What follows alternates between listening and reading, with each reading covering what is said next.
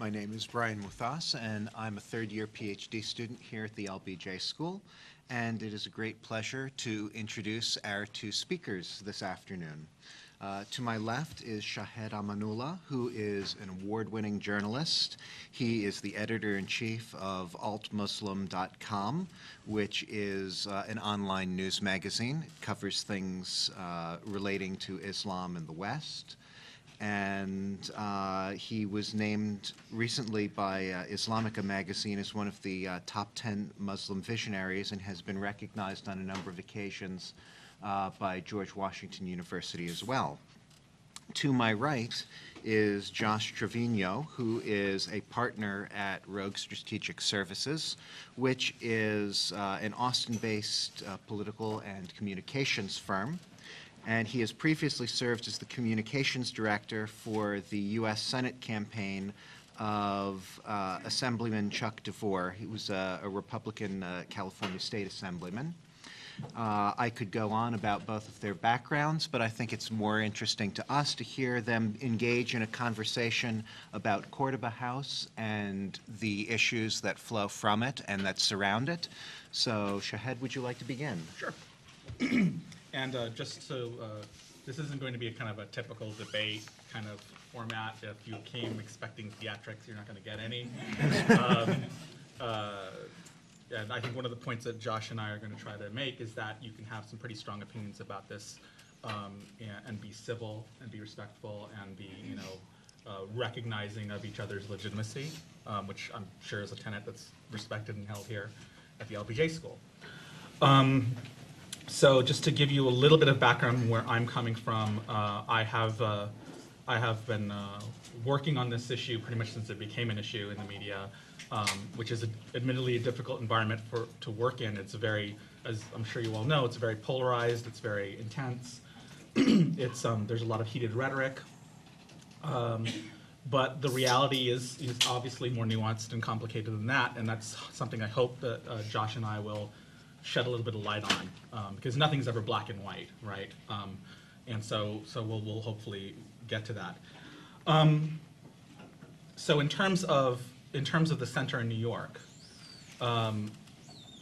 there are a lot of competing narratives regarding the center, and a lot of questions, a lot of concerns, et cetera. But one of the things that I've resonated with is the right for people to do lawful things in this country based on what the Constitution says and local ordinances say, but also based on intention. I believe the intention of the organizers of the center, the intentions are good, even if the execution has not been so good. I believe that people have a right to act on their intentions without having their intentions questioned. In other words, you can criticize me for something I've done, but don't criticize me for something that you think I'm going to do, or something you think I really believe, but I'm in reality lying to you about. And that until somebody's actions prove them to be unworthy of the project, that they deserve to move forward with it. The people behind the center, based on my interaction with them, and I've spoken to them, and I interviewed Sharif Al-Gamal for my site. I've spoken with Daisy. I've known Imam Roof. I've known of him, and I've met him a couple times for the last 10 years or more. He actually did perform my cousin's wedding.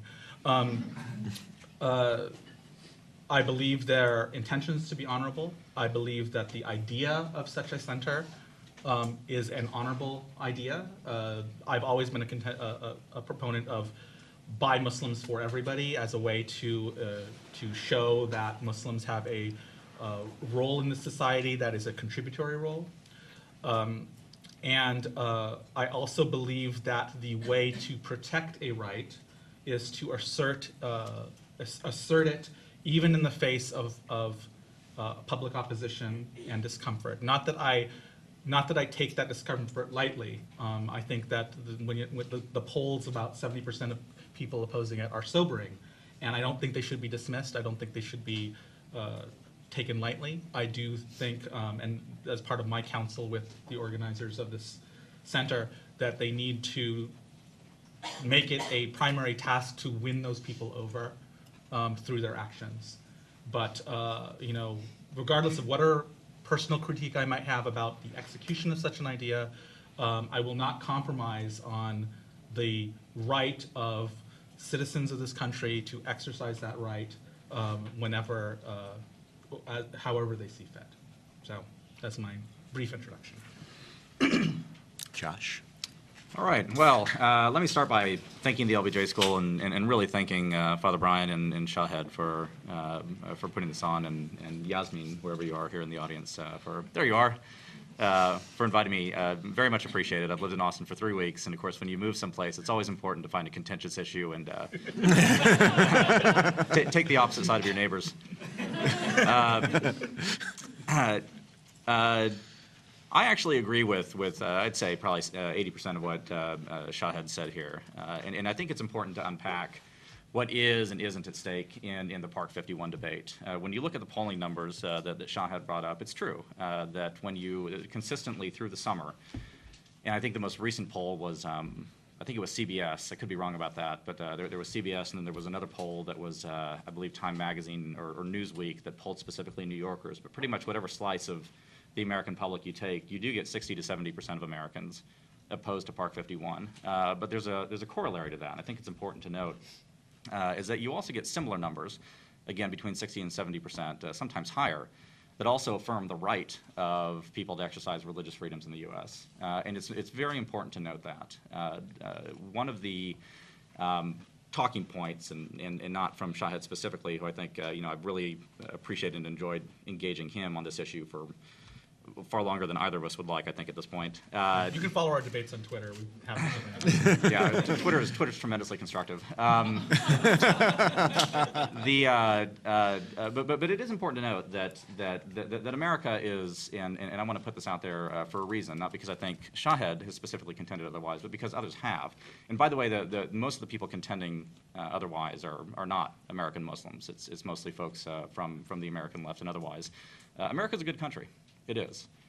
When you have 70 to 60% of people opposed to a particular thing, and simultaneously the same numbers affirming the right to do that thing nonetheless, that's a good country. That's a country whose public has a pretty good grasp of what rights are, what they mean, and also what responsibilities are and what they mean, and what propriety is and what it means.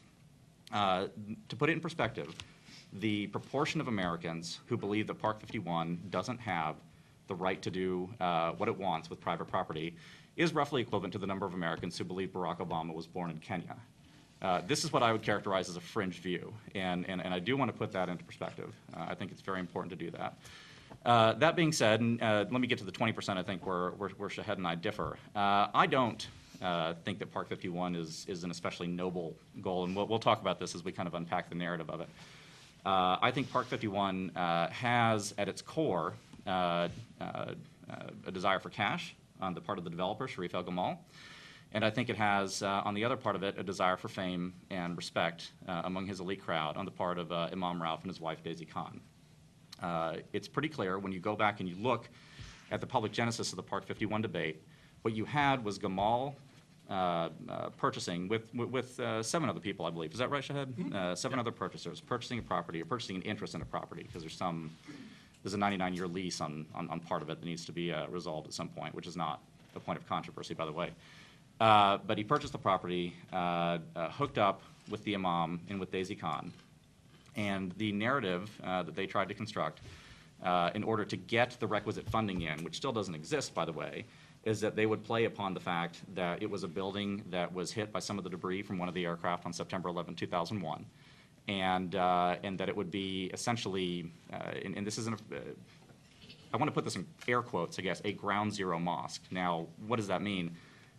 You get a lot of the folks who are defending Park 51 at this point saying, well, it's not a mosque, it's not a ground zero. Let me posit this to you. First of all, this was true as recently as 10 days ago. On the mosque thing, if you looked at the Park 51 website, and I guess they've relaunched their website, 3 times now? So this may not be true anymore, but as recently as 10 days ago, if you looked at the FAQ, the frequently asked questions on the Park 51 site, the majority of it was devoted to the need for more mosque space in Lower Manhattan, which is true, by the way. They do need more mosque space in Lower Manhattan. So by its own self-description, that's that. The ground zero connection on Park 51, far from being a canard used by its opponents, was a deliberate and intentional choice on the part of Imam Rauf and Daisy Khan at the beginning. If you look at the first report in major media about this, it was in December 2009 in the New York Times. You had a long interview, or conversations with Rauf and with El Gamal about the proximity to the Ground Zero location. This continued, or the Ground Zero proximity, I should say.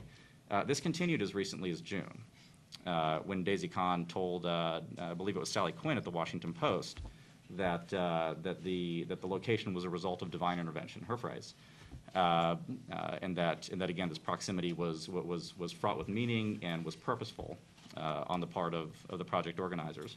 The thing that clinches it for me, though, and this, by the way, is scrolled down. If you work in the internet sphere, which actually Shahed does and I do, and if you looked at the website of the Cordoba Initiative between June and early August of this year, and you can still see some of this. It's slowly gone away because we pointed it out.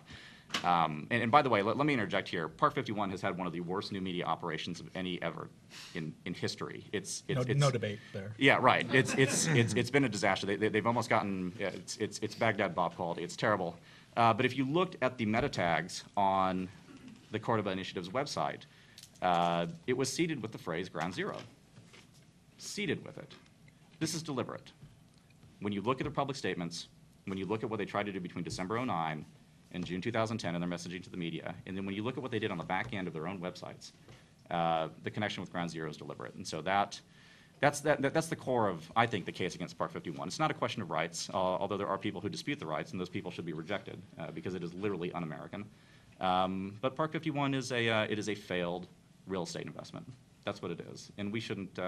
We're not under any obligation to accord it any further respect than that. Okay. And as Josh mentioned earlier, I'll parrot that back by saying I don't disagree with about 80% of what you said. All right, let's go have lunch. Okay, we're done. But what I will say is that you can say that a project has botched up on its PR. You can say that a project is a for-profit project, which at the heart of it, in terms of the people who have contributed money, initial investment income to that project to acquire the property, those people are expecting a return. That is a for-profit venture. It will eventually be ceded to a nonprofit venture, but it is a for-profit venture, and it's perfectly legitimate to bring that up and to critique that, even if you might do so. None of these, though, should rise to the level of a national debate. These are things that are inherent in any project. I'm sure when the JCC up the street, in Manhattan was in its initial phases, there were similar complicated real estate deals that to secure the land and to create the final structure under which the project would be built. But those things happen behind closed doors. They're not usually in the spotlight of the media. And so right now you have people, digging through Sharif El-Gamal's, tax records and looking through his police records and things like that usually wouldn't happen in a case like this. And I fear that those kinds of things, are being done to pollute the atmosphere around this and to kind of contribute additional reasons to why something shouldn't be done. The bottom line is that when you talk about the imam's involvement, or when you talk about the way the real estate deal is structured, or when you talk about the circumstances around whether it's called a Ground Zero or not, these are all things that can be changed, right? I mean, you can address certain things. If the group that owned the building right now wanted to say thank you, Imam, we'd like to proceed without you, they have the right to do that. It's their property, they own it. So any sort of arguments regarding the Imam would be out the door. If there's any issues about the real estate venture, then they would be settled in either courts of law or through some fiduciary actions by the investors, and those can be all addressed. But when it comes down to the reason for this center to be there and the right for it to be there, as Josh said, it's not questioned, but in terms of the kind of appropriateness or acceptability of it being there, those cannot be used as factors as to why this center should or should not be there. And I understand, and again, I want to say that I don't want to dismiss when people say that it's a sensitive. I mean, this is something I wanted to talk to you earlier about, but I perfectly would love to actually have it here in an open forum. When people are pushed, and we have a lot of sidebar conversations, I'm sure you'd be amazed at. When you have people who respond to the idea of such a center, responding to things like it's sensitive, it's insensitive, it's inappropriate, it's just not right, and kind of leave it at that. I worry because those sound like code words to me. And when you push a little further, they'll bring up an analogy that's kind of, I think it's an intellectually lazy way to approach something.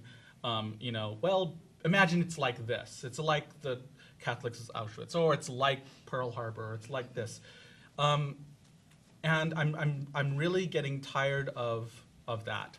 I want someone to tell me, as an American Muslim, why it's insensitive for American Muslims who are of that neighborhood, who are not moving into that neighborhood, they're of that neighborhood, and had nothing to do with 9/11, had nothing to do with extremism, why it's insensitive for them. And this is a question that I cannot get a straight answer out of people. They kind of stop at that, it's insensitive. It's almost like, don't make me say it, come on, it's insensitive, let's just leave it at that. And I wish I could push the dialogue further than that, because I think it needs to happen. And maybe this is something that Josh can address right after this, but that's been a frustrating point for me. I don't want to hear the corollaries. It's like Custer's Last Stand. It's like that. No, I want to hear why it's insensitive for a Muslim group to do this, and not a foreign group. And I think Josh and I actually are on the same page with respect to foreign funding of this. I think it's a bad idea. But assuming that money was raised here, the organizers are here, they have their purported mission, which we shouldn't question unless they deviate from it. Why is that insensitive? I don't know. No one's really given me a straight answer yet. Well, don't make me say it. I'll give you a straight answer to it. Look, the fact is, and I think this is what I guess everybody has been dancing around, at least in your experience. Although, let me start. Did they really bring up Custer's Last Stand? Somebody did. I read it somewhere. Interesting. Yeah. Slap them. Look, it is tremendously difficult, both from a standpoint of public perception and from just from, I think, an objective analytic standpoint. It is tremendously difficult to unpack Islam per se from September 11, 2001. And that's not, it's not outrageous to say that. You do get people who will dance around it. If an Islamic group of any kind, Park51 or whomever, wishes to claim, and now I keep qualifying this, but I'm doing it for a reason. Let me back up and say that Masjid Manhattan is only 2 blocks away from the proposed Park51 location.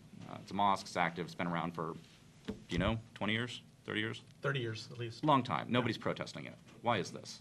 The reason is because Masjid Manhattan is not claiming Ground Zero branding. Same with all the storefront mosques on Atlantic Avenue in Brooklyn, where my wife and I used to live. And the Pentagon one, too. And the Pentagon one, exactly. That's completely correct. Prayer room. That's supposed to help you. I'm sorry. Thanks, Shahed. You're right, exactly. And the Pentagon, which is actually a prayer, it's a multi-faith prayer room at the spot where the plane hit the Pentagon on September 11, 2001. And it's used, I guess, once a week, maybe more often than that, for No, they have Muslim Friday services. prayers there every Friday. Friday prayers there every Friday, right. So nobody's protesting that. Why is that? It's because none of them are claiming Ground Zero branding. None of them are appropriating this moment in history, this space in American civic life. And it's not unreasonable, it's not irrational for Americans to want to defend that space. I will tell you that if an explicitly Islamic group wants to do something like this, a crime that, whether we like it or not, and this goes into a whole different conversation, I'm not trying to sidetrack it, but the fact is that the 19 terrorists on September 11, 2001 claimed to be acting from an Islamic motive. that's like 8 more brown bag lunch sections for us. But the fact of the matter is that that's what people perceive, and that's the reality of what they did. Any Islamic group that wants to do that wants to claim that, needs to be whiter than snow. They really do. I don't think Shahed and I actually disagree on this. No. They need to be above reproach. The Park51 organizers are not above reproach, not in the slightest. The number of blunders and missteps that Imam Rauf in particular, although he's not the only one, has made on this count has been spectacular, absolutely spectacular. If you were going to do something this bold and an exercise in rights, which again I remind you, most Americans agree is legit, you cannot hedge when you're confronted about Hamas. You cannot make the statements you've made. You cannot have a record in Malaysian press of advising Christians not to use the word Allah. You can't. But nonetheless, this is the guy who's chosen to do this. It is a fundamentally flawed messenger. And people dance around it. Well, I can't inquire into their motives. I think there is a natural and frankly laudable reticence on the part of most people, not all people, but most people. And I guess we'll eventually talk about Pamela Geller here. But there's a laudable reticence on the part of most people to insult others' face, and that's just because we're a decent and civilized society. But the connection's there, and it can't be avoided. So I don't know if that falls into the catalog of indirection or not, but I hope that's as direct as possible. No, and I do actually want to give credit where credit is due. It does give me great comfort that the mosque that is only 2 blocks away from Park51 has not been, as far as I can tell, in any way harassed or disturbed or bothered or whatnot. And that does speak, I think, highly to, to New Yorkers and their, ability to kind of. I agree. So I agree. I must give credit where credit is due.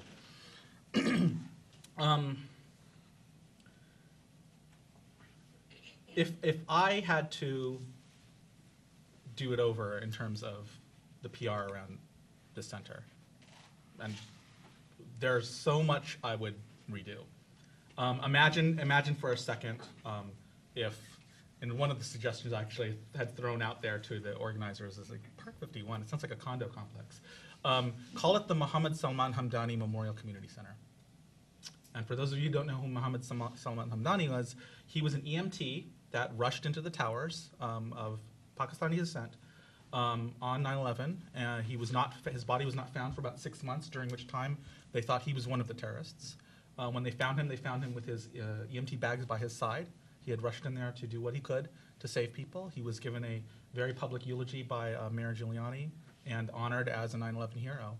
And if this center could elevate stories like his and use actually the 60 to 70 Muslims who died in there, who are everything from financial analysts to fry cooks, and showcase them as a snapshot of Muslim America and people to emulate and people to mourn, and people to hold up their memories in the face of what happened. I think, and I think Josh would agree, that there would be a very different reaction to this center. Yeah. I mean, I don't think there's a problem with owning Ground Zero per se. It's just how do you do it, right? And so if you own it in that kind of way, because right now people, a lot of the discourse is like, well, it's 3,000 graves and you can't do this to our victims. Like, well, the best point to make in that case would be to showcase that, some of the victims were us and we have the right to mourn our victims.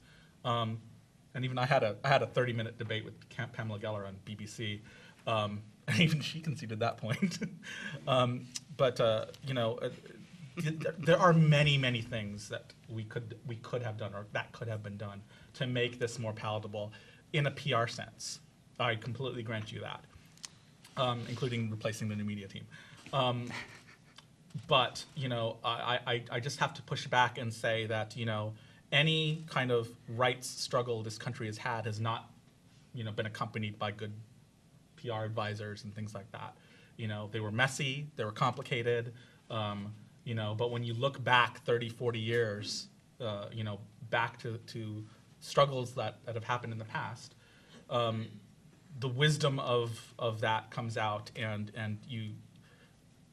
the fuzzy, outer parts of it kind of fall away, and then the core comes out of that right and how it should be cherished and upheld. And then of course that assumes that the people behind the project you know, 30, 40 years from now when people are, you know, taking their cooking classes there and working out there after work, and there's interfaith gatherings happening there, and there are community service projects being run out of that building for the benefit of Lower Manhattan, those kinds of things will kind of prove to the people who didn't believe it that, yes, they did mean what they said. Right now, you kind of have to take it on face value, and I grant that that is a difficult thing to do. But everyone deserves to be in a position where they're taken at their word until unless proven otherwise. And so that's I think what's being forgotten, at least by those people who acknowledge the right but feel kind of those misgivings. Part of me wants to say, wait and see. Wait and see what happens with this. Wait, you know, when your children are benefiting from this center, you know, they'll have a different perspective than you will. But again, we'll have to wait and see. I guess all I'd add to that is that if the ground zero branding had not been claimed, deliberately claimed, there wouldn't be a controversy over this. Full stop. You might have a few wackos, again, the Gellers of the world, coming out against it, but it wouldn't have risen to the level of a national debate, and I wouldn't get to meet all of you here today. So that's the bottom line in my view. That said, having done that, having claimed the ground zero branding nonetheless, having chosen to link the site, albeit you know, with some backtracking over the past 90 days to ground zero, Shahed's suggestion is correct, and I think it's a shame that they don't put him in charge of PR, frankly. Explicit linkage to... Not a job I'd want. Yeah, right. So many good ideas, but here we are. The only way to do it, again, in addition to having organizers and leaders who are above reproach, well above reproach, is to link it specifically to the American experience. That's the way to go. That's the thing. That's the thing to do. And for whatever reason, and we can talk about this as much or little as we want, Ralph and Khan have proven shockingly tone deaf and frankly ignorant of the American experience in this particular case, as pertains to their own co-religionists, which is a shame. So. And I think the question is, the open question is that, is it irreparable or not at this point for the project? It depends on what we mean by irreparable. Are there going to? I think at this point you've. In terms of public perception, I mean, like, not in terms of whether it would be built or not. In terms of like its acceptance as an American Muslim contribution to society that is not being seen as a thorn. Well, look, I mean, you've got. Nothing's permanent, and things change. But the fact is, you've got 70% of Americans disapprove of it. That's pretty close to irreparable at this point. The number of personnel changes and mea culpas and outreaches that would have to go on, I think would stress any organization to the limit. I really do. Yeah. I mean, I think it would have to essentially disintegrate and reform in some manner. So I do think it can be fixed if they take all of our advice. Well, it also depends on the on whether the winning over of those 70% is a primary goal, a primary immediate goal of the project, as opposed to well, let's push that aside for now, and maybe the next generation will accept it, and this generation, we can't do anything about it. I think you have to push the number down, and I'll tell you why. And I regret that we're having this particular part of the discussion at all. You have to put the number down because there is a fringe, and I think you and I know very well who they are, who frankly, well, I'll say euphemistically, will react poorly to a groundbreaking, to the start of construction. I think at the acceptable end of the spectrum, you will see construction workers refusing to work on it, which, by the way, is also an exercise of rights and is not objectionable in itself. But I think on the other end of it, you're going to have crazies who are going to, well, you had the mosque construction site in Murfreesboro, Tennessee, that was set fire to just a few weeks back. I don't think it's outside the realm of possibility that similar things would happen to Park51 as well.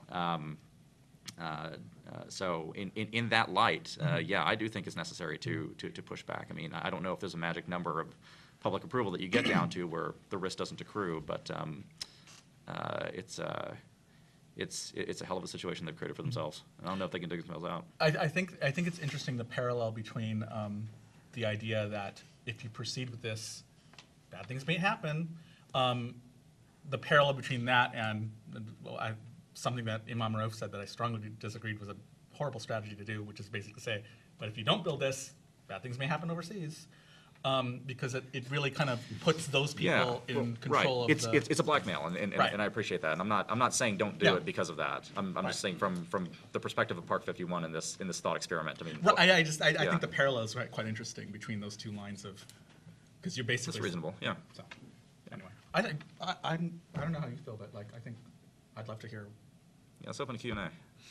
And when you ask your questions, please limit yourself to 2 minutes so that we can get as many people as we can to contribute.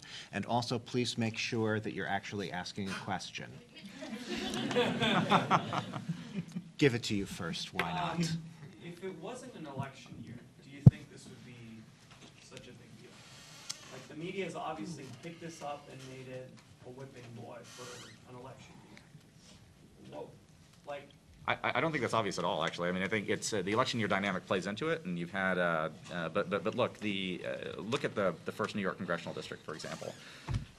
You actually had, there were 3 guys running. There was a guy named George Demos. There was a guy, Randy Altshuler, who became the nominee last night, and I'm using this as an example, by the way. And then you had Chris Cox, who was Richard Nixon's grandson, I believe.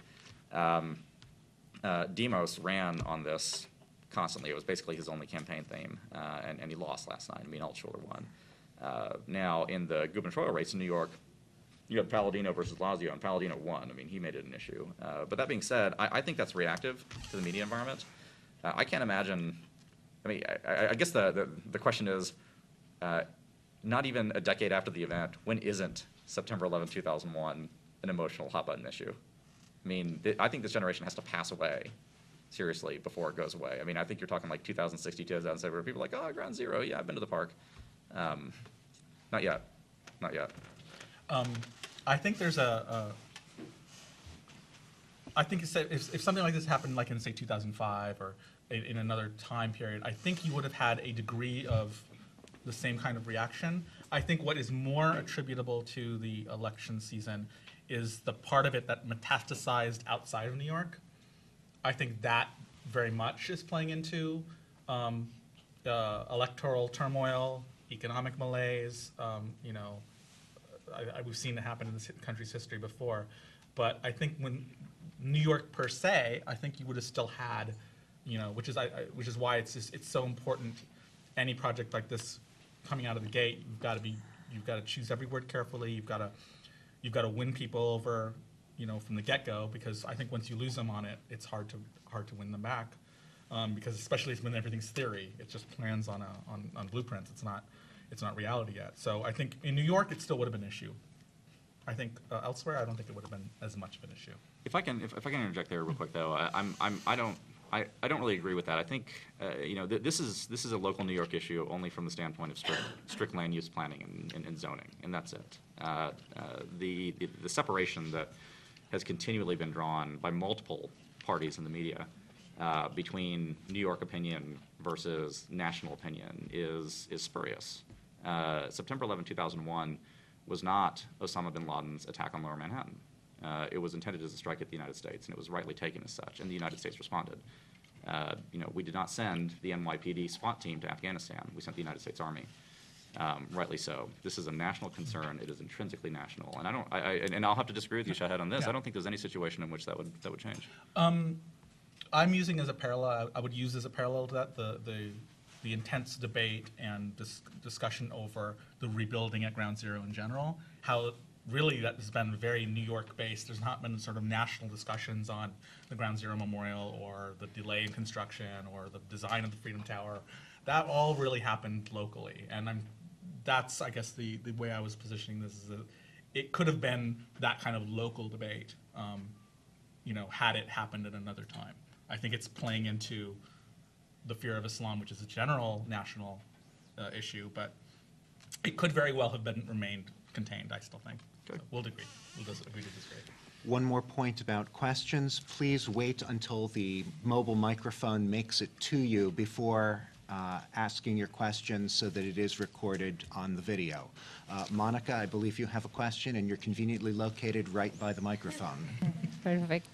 I just want to follow with the debate about the press, and I want to know, I mean, if you think that press had some of responsibility in doing this like a breaking news, and especially because what the consequence that this Ground Zero mosque had. I mean, and the call by Pastor Terry Jones to burn the Quran and all this stuff. Because also, as I understand, AP, Associated Press, just issued instruction to its journalists in order not to use the sentence Ground Zero Mosque. I mean, how this affected, I mean, the opinion, the creation of the public opinion. And also, if you said that the mosque is a problem of sensitivity just because it's too close to Ground Zero, what do you mean? I mean, it's like how far it had to be in order to be far enough, Yeah. in order not to be a problem. And Brian, I really would like to know, I mean, you're a priest, if you consider, how did you consider the call from Pastor Terry Jones? It was correct, valid, proper, improper? You want to go first? Who wants to go first? I'll just answer real quick, and then Okay. I'll cede the remainder of the time. Actually, I didn't say that, with all respect. I've never made proximity an issue. There are people who do. In fact, I specifically brought up Masjid Manhattan, which is not meaningfully far from Ground Zero at all, as a positive example. The objection that I raise and that I think most Americans raise is the appropriation of the branding. That's the problem. It's not the distance per se. That being said, the distance per se is effectively zero. Piece of the plane hit the building. It's pretty darn close. So if that becomes an issue, then yeah, it's right on top of Ground Zero. But I haven't made it an issue, and I think that's a real red herring debate, to be honest with you. So, In terms of the media's role in all this, I'm not one of those people that feels that the media necessarily has all the power to shape a debate. They do have power, clearly. But, if that were the case, we wouldn't have PR firms, and we would have people who go to school to learn how to shape debates. It's entirely possible to do so if, you've got professionals who are doing it. And again, and I don't think there's any disagreement here. I mean, if this was formulated very carefully, understanding how the public reacts, and I do think public opinion was shaped more by emails through the internet than it was by the media per se. And really, that's where a lot of the debate happened, a lot of the dissemination of information.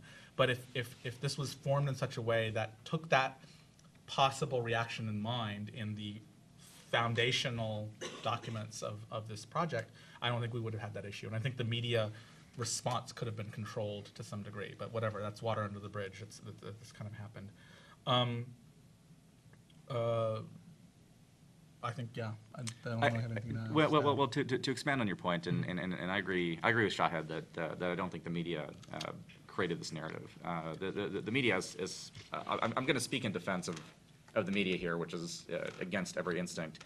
But the average reporter, and I come at media relations just to give you a background. I mean, I come at from a campaign perspective, and given the economic state of media today, print media especially, but this is also true of television and to a lesser extent radio.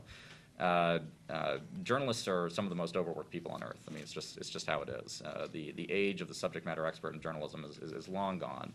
And so what you have is a class of journalists, and this isn't a critique, it's just the reality of the sector, who have to rely on guidelines and broad stroke instructions to cover a story. And so when they do this, the journalistic tendency is really to take the path of least resistance. And this is not always admirable, but it's just how it is. And not just with Park51, by the way. When you have a subject that's this contentious, and you are guaranteed to get howls of protest from very loud people on all sides, the journalists are going to take the path of least resistance. And you see this. You specifically brought up the issue of the AP. Do we call it the Ground Zero Mosque? Do we not call it the Ground Zero Mosque? Well, look at it from the AP's perspective. And by the way, the AP is spineless. I mean, let's not pretend the AP is a bastion of a righteous engagement with the public discourse.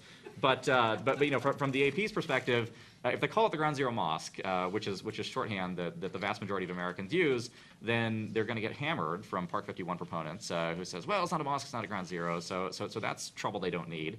But then, as you saw, when they issued the directive, which mysteriously got leaked like in 10 minutes, to not call it the Ground Zero Mosque, what happened? You get the entire right-wing blogosphere piling on the AP, they're enemies of America, and the whole 9 yards. So it's just a poor situation to be in. And so I do have to feel some passing sympathy toward journalists in this particular case, because it's a no-win. I actually don't think there's almost any way to report it at this point that's not going to tick off somebody. So Agreed, and that's why I think when the Pastor Terry Jones thing came out, I think a lot of people were just like, great, we can dump yeah, this we're topic all for a couple against weeks. this guy. Let's all Yeah. agree on something. Nobody right? likes Florida. Yeah. It was such a relief to be called by reporters to talk about that instead of the Park 51. I was like, thank God, I don't want to talk about that for at least a couple weeks. Yeah. So. Yes, and thank you, Monica, for asking me a question. Usually, as the moderator, I don't expect to actually say anything of substance, so I won't, except to agree with the other two gentlemen at the table that Terry Jones would fall into that category that would be, I believe you used the term fringy, or Yes. something similar. Yes. And the only other thing that I will add is because I have a warped and twisted sense of irony, I appreciated the fact that the one time I saw him on television, he had English translations of the Quran, which means that they weren't actually Qurans. Ask any good Muslim.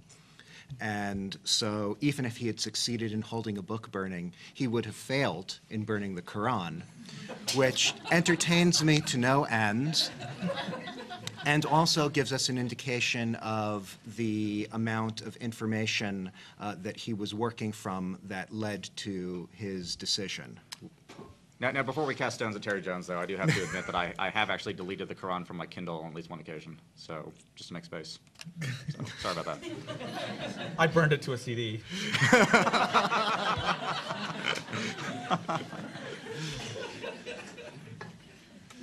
Any other questions? Yes.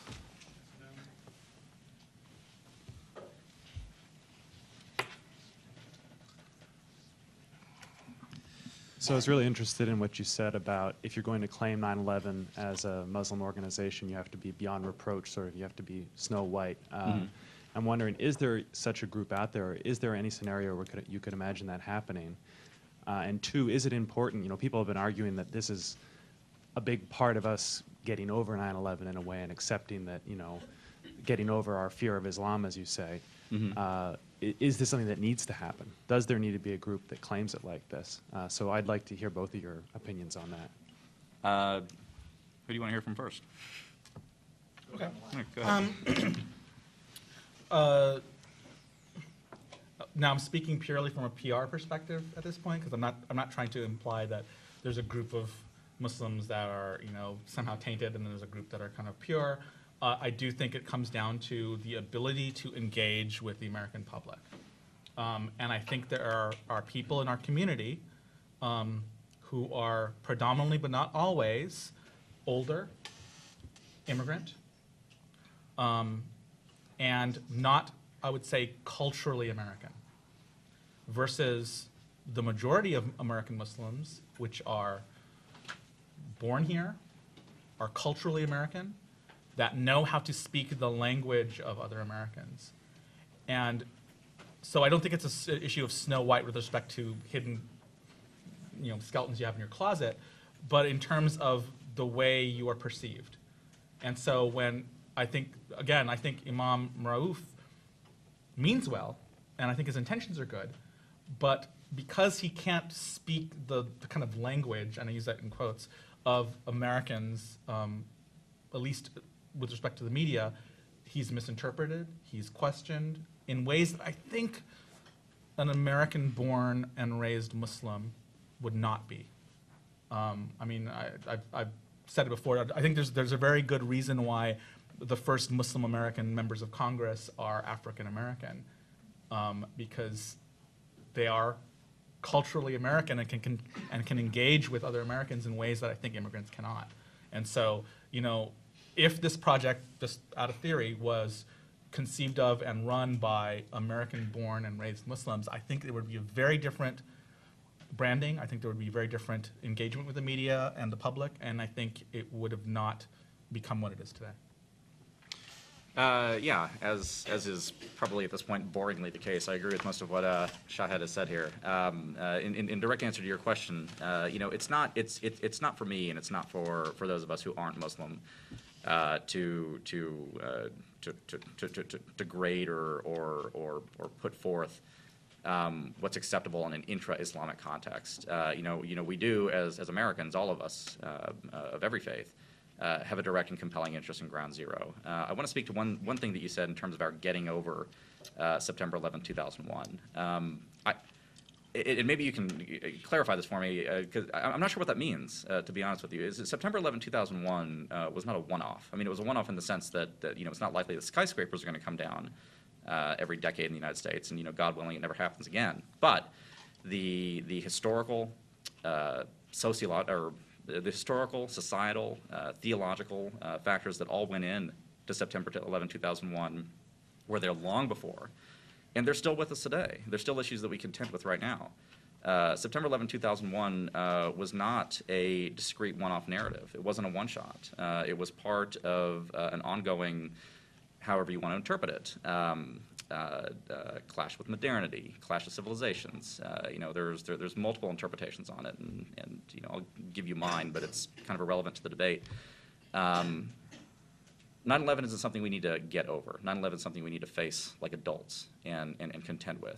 I do think that a lot of the desire, and again, I don't see this coming from American Muslims per se, but I do see it coming from a lot of the American left, which I don't want to paint with too broad a brush because, again, even the majority of the American left doesn't approve of Park 51. I do see this desire to kind of reset the clock. You know, I want to feel like I did on September 10th, 2001. It's never going to happen because that's life and that's history. Shahed's right, though. From a PR perspective, you've got to have Americans at the forefront of this. You have to have people who can identify with fully and completely and communicate directly with Americans. And the folks in charge have shown themselves inept at that through and through. So I'm not actually sure I've answered your question, but have I? I guess I should have clarified. Yeah. The With the extreme emotions that come with it? Yeah, saying that, that Islam is something that has a group to be afraid of. That's bad. It's characterized in this way. And coming back to sort of a more modern discourse and clarify what you're talking about. Well, look, you know, I think, you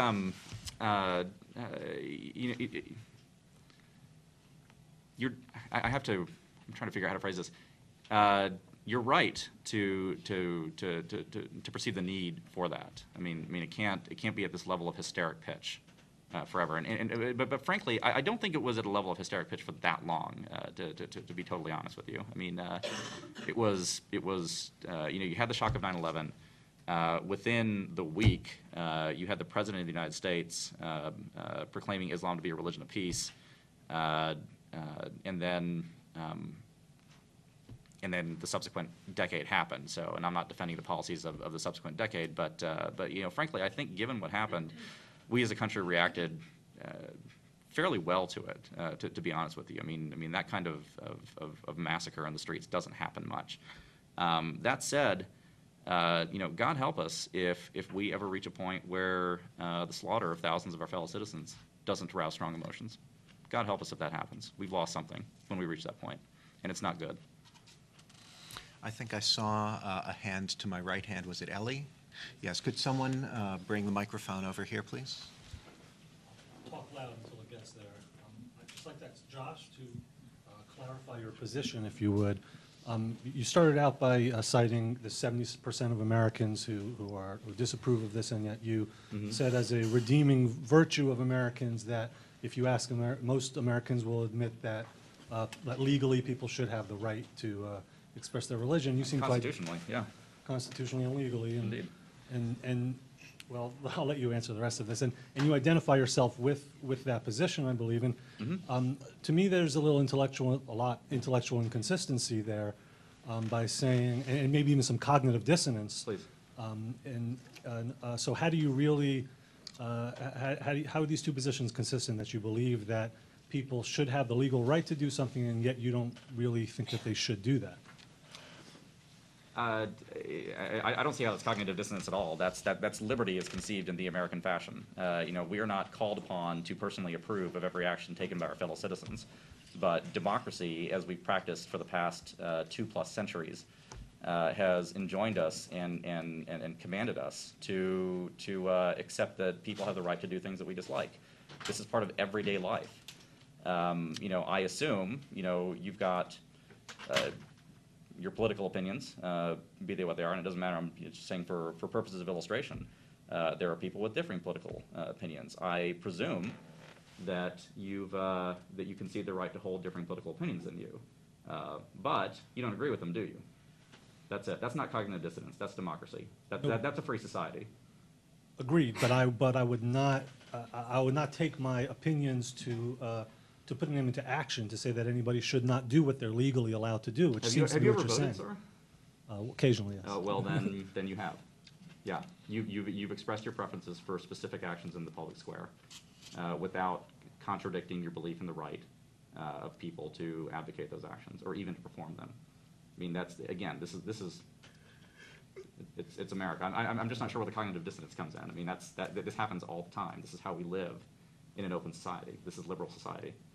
Well, if you're just expressing your opinion as a vote, you're saying this is my vote, but it seems to me that you and the people who are against this this construction are saying more than just a vote. You seem to be saying that my vote should be that this should be correct. 70% of the people believe this, so this should be the decision.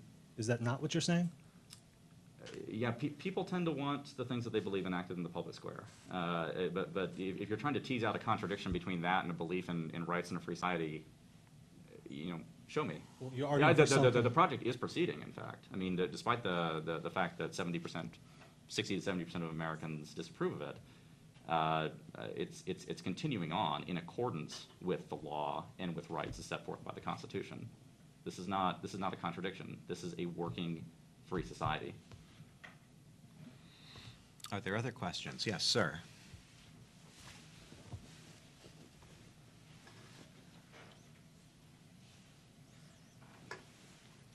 Hello.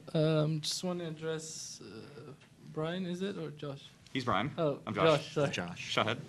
And Shahed. Josh, because you talked about, you even brought up Clash of Civilizations, and this is one of the things I think about as an Iranian, that this whole idea that's maybe brought up by 9/11, that people are actually thinking, yeah, like these are people that, we can't get along with or whatever. Mm-hmm. That's the whole sort of problem that I think 9/11 brought up. And you're saying America is a good place and everything, I agree. Mm-hmm. But the places you can always get better, and if we keep saying it's good, I think we're going to look over some faults.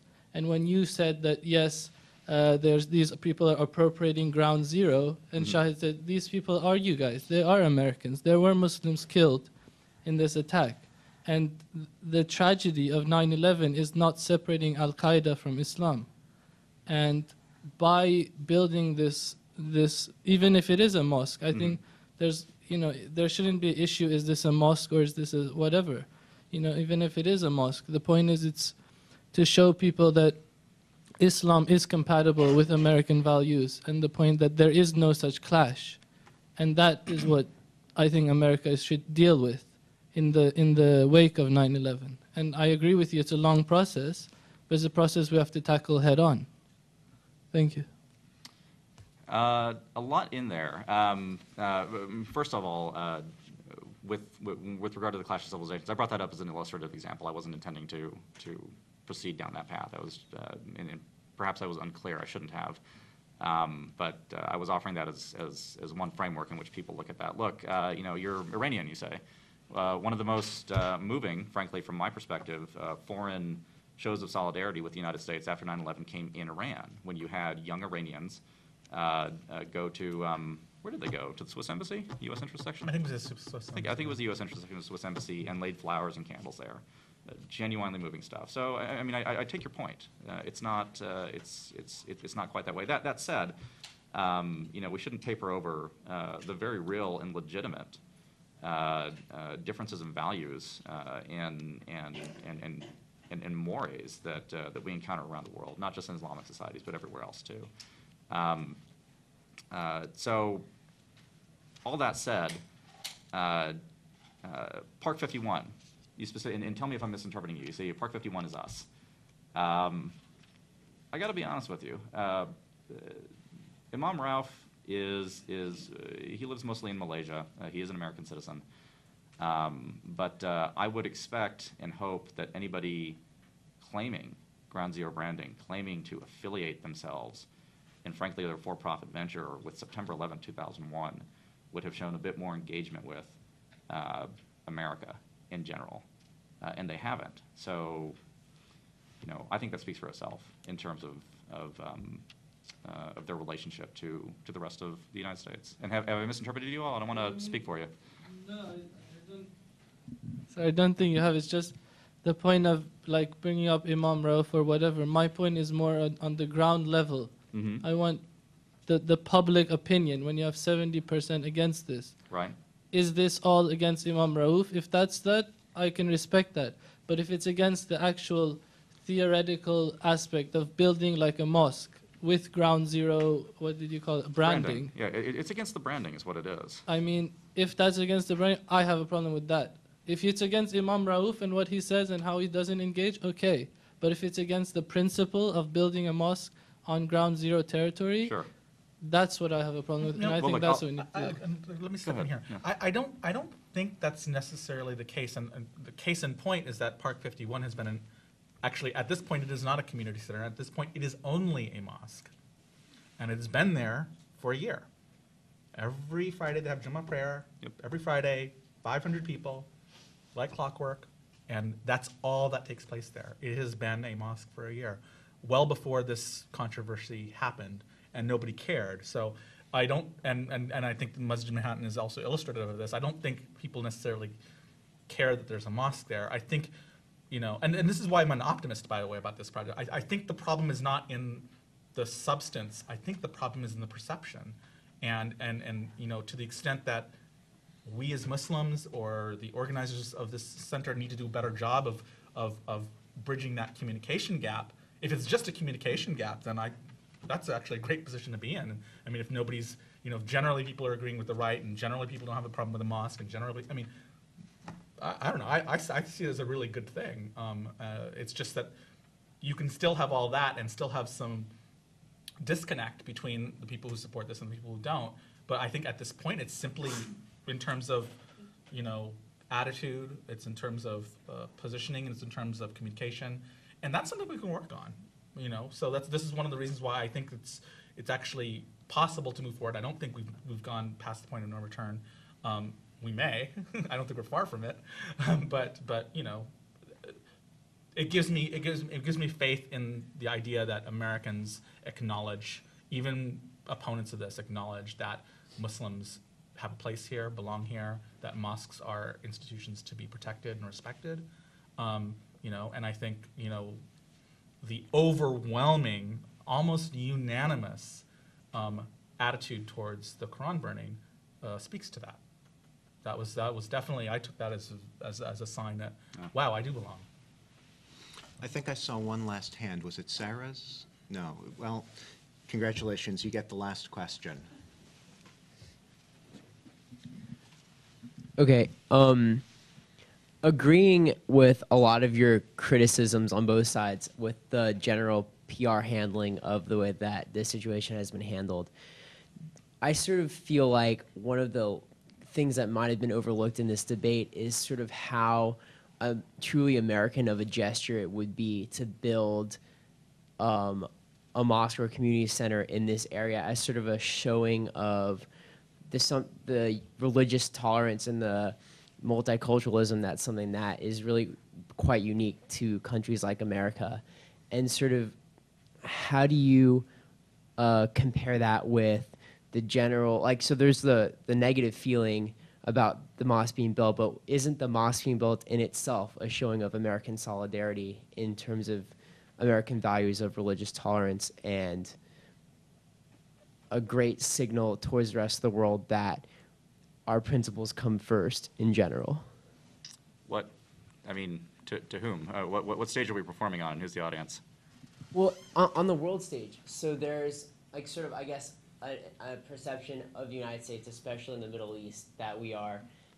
I feel like there's some, people think we're, Bible thumping, and there's not a lot of tolerance for people from Islam in general, and that if this mosque gets built, wouldn't that be a sign that to the rest of the world that, we have differences and people express negative opinions, but at the same time, the rights that you spoke about at the beginning are still going to hold through at the end? Well, I mean,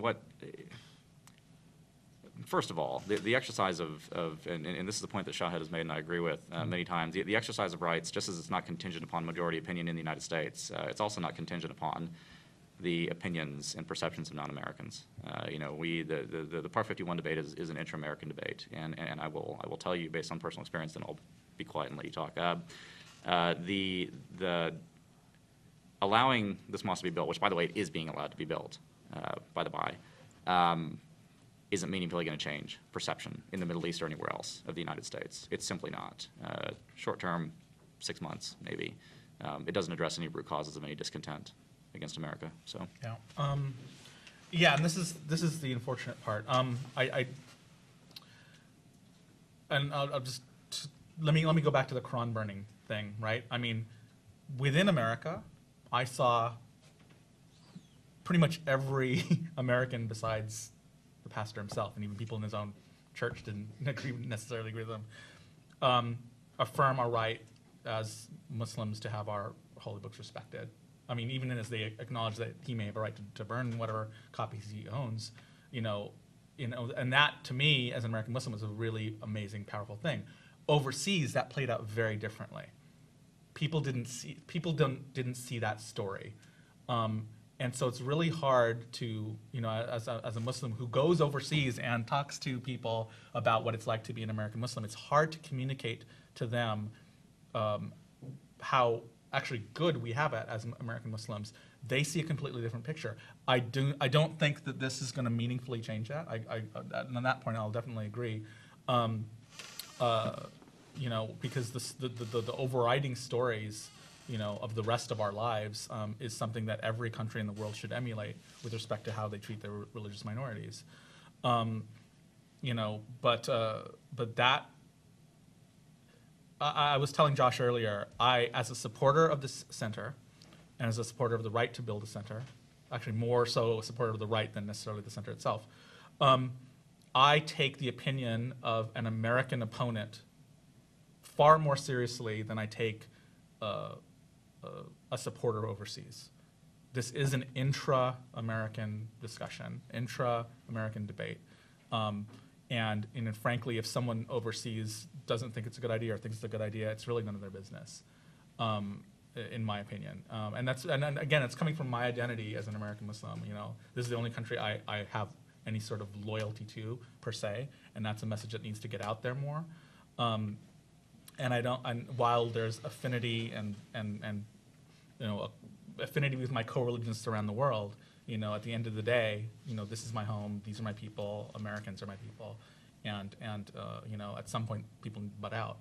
But that story, and this is a nut I've been trying to crack for a long time, that story about how Muslims are treated in America, just doesn't get out there. There's a great website, actually, I'd love for people to visit, called 30 Mosques.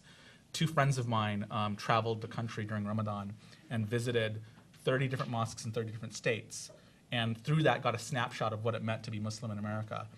And that story, I mean, first of all, I don't think a lot of Americans know that story, but secondly, I think that probably looked to Muslims overseas as like crazy, because these are centers in rural America that are part and parcel of their communities, and the history goes back 100+ years, and people don't see that. The narrative overseas is troubling, even among Muslims is troubling. So I don't know really, I just can't imagine this is going to really affect it that much. It's not, yeah. Well, that brings our question and answer session to a close. Shahed, Joshua, do you have any thoughts with which you'd like to close? Just thank you for Next the opportunity. time. Yeah, right. See you next time. Well, I'd like to thank both of you for kicking off our first PAACC Brown Bag of the Year in such grand fashion. And I hope to see all of you in the future on other Wednesdays.